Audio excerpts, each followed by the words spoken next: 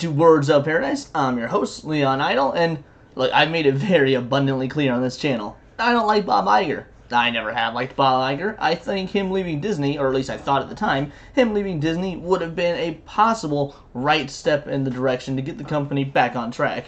Obviously, that didn't happen. Chapek just continued Iger's awful string of work, if not furthered the agenda even more. Tried to stay apolitical and then was, bullied into bending the knee because he just couldn't hack it. So Iger stepped back in, a move that I think is awful for Disney. And of course, the only good thing he's done is maybe reel back some of the pricing at the parks. I know things aren't going to be fixed overnight, but Iger's what caused a lot of these problems to begin with. Now, if we look at this article here, boardroom activism will cause tremendous grief for Disney's Bob Iger. Well, now we get into kind of an interesting look at things, because either this article doesn't realize that the activism came from Iger. This is a pre-Chapek thing. Bob Iger is the one that took Disney into an agenda and politically driven direction. So either A, he has, trying to make amends and realize the error in his ways and wants to make Disney more profitable by shockingly going apolitical, bringing in families and fans from both sides of the aisle. That way you have, more product you can sell. Or this article just doesn't realize that he is the root of it. So of course the, boardroom and individuals that he had on the board would keep that for happening. He's instilled this vision in them for so long. But let's go through the article and see what it has to say. Investor appetite for woke corporatism has its limits, and it usually begins with a declining share price. For further proof, look what's going down at Disney. For years, the House of Mauschwitz, because they're effectively Nazis, was the epicenter of political correctness. Investors largely ignored this circus, including the same-sex kissing scene in children's programming, because Disney stock soared. Look, I don't really care about, things like same-sex kissing in children's programming. I don't really care about kissing in children's programming, depending on what age it's targeted at. I mean, look, your 4, 5, 6-year-old, they're going to see kissing between, you and your spouse or whatever as they're growing up. Now, do I want to see full-on making out in a children's property? No, that's a bit too far. But the point is, when Disney was putting in these same-sex kisses and whatnot, they weren't doing it organically to the story. They were inherently doing it to push a message, to push a political agenda. And that's where I have a beef, because it sacrifices storytelling for a political agenda, and I'm not okay with that. But, so yeah, I already think that this biased article is probably going to go a little bit hard on the right side of things, because, the right-wing side of things, because they're acting like this is an issue, when it's not an issue due to wokeness. Well, it is an issue due to wokeness, but because it doesn't serve storytelling purposes, but, because it serves agendas. No longer. After a longtime CEO, Bob Iger retired in 2020, successor, Bob Chapek, proved to be far less adept as a manager and a seller of wokeness.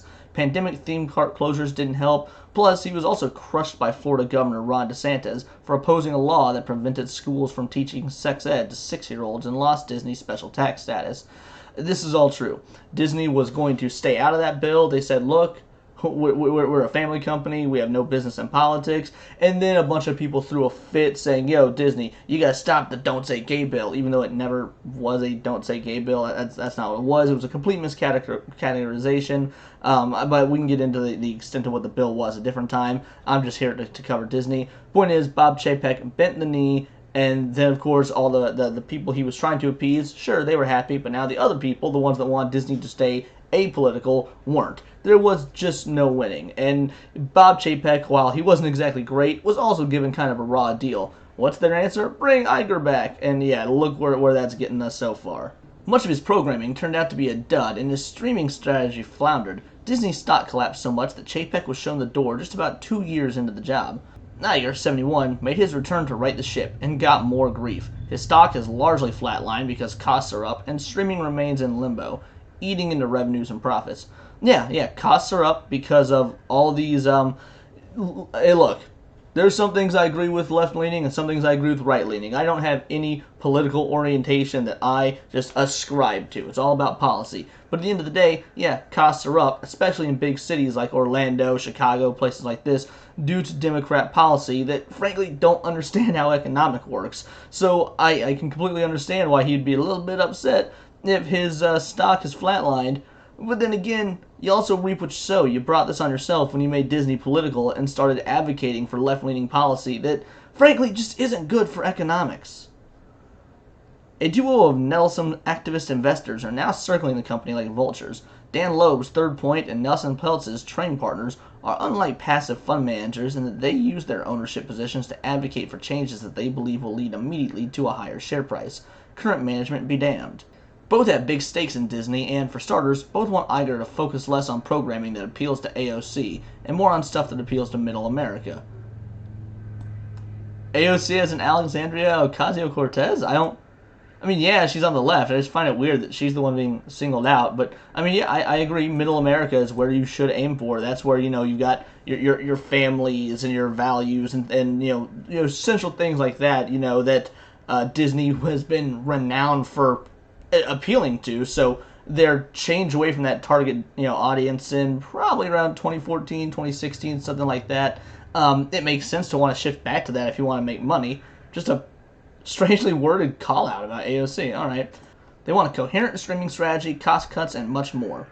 Peltz, in particular, should make Disney and Iger squirm. He preaches constructive management with companies he's targeting, but he's a longtime critic of Iger and his significant $940 million stake in the stock that he will likely add to as he gears up for war. Meanwhile, look at what he did at GE. He defenestrated CEO Jel Immelt just 2 years after acquiring shares because he believed Immelt couldn't make his numbers and the stock floundered.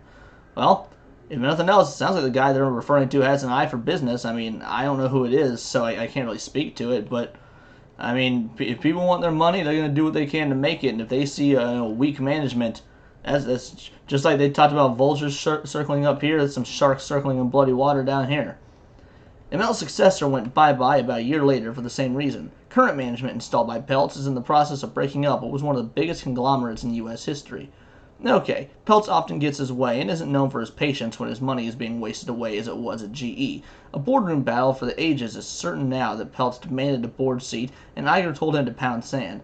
Iger's about up the ante, I'm told, by filing a preliminary proxy to explain why he thinks Peltz is unqualified for the seat. Alright, out the gate, it does not sound like the man is unqualified. He's a very, very rich individual for a reason. Now, again, I'm going completely off of context here since I don't know who this is, but he's a very, very rich man for a reason who seems like he has turned other companies around, especially companies that he has large stakes in because he doesn't like his money being wasted. So, if anything, he seems more than qualified. It seems like Iger is scared because Homeboy is going to say, to hell with political allegiances, do what you have to make money. And as Iger, who is, known to want to be a politician, that probably scares him. He doesn't get to do the woke, agenda-driven political stuff if he's got someone on the board that's going to be very upset about wasted funds when that's all that stuff ends up being, is wasted funds. So far, Peltz says he doesn't want to pull a GE on Disney and break it up, and Iger can stay as CEO for the next 2 years. But based on his history, Peltz won't stand for getting the stiff arm if Disney stock doesn't start to move higher and fast. That could mean, in addition to everything else on Peltz's wish list, the shedding of Disney's so-called non-core assets to boost profits. I don't know what non-core assets are, I'll be honest.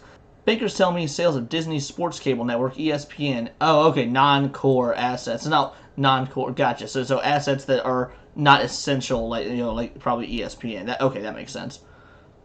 ESPN and maybe all of its ABC television network are on the table and a real possibility to appease Peltz's desire for a higher stock price.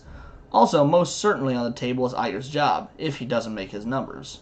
Well, it looks like that is the end of that article, so you know what? Let's go ahead and break this down, talk about it a bit. Obviously, this one was pretty financially intensive, things that me, being a lowly YouTube clown, don't understand the full extent of. However, I think I got enough out of this to pretty much break down that there are some people at Disney who have put stock into Disney, put a lot of money into Disney, only to be found unhappy with the current state of woke political ideological programming that is not making the company any money and is in fact losing the company money. When you alienate half your audience, because let's be honest, Democrats, Republicans, liberals, conservative, whatever, it's about 50-50 in this country. That's truly what it is. It's about 50-50. Used to, Disney made programming that appeased both sides because it was apolitical. Now, Disney has taken a staunch side, and it has driven away a lot of their middle America right-wing market. Now, maybe that's a big deal, maybe it's not, because if they start moving to a more apolitical side, maybe more in the middle, is that going to be enough to satiate everybody, or will them even moving more to the center upset the left enough to where we see the same thing happen, but with their other customers? Frankly, I don't think so.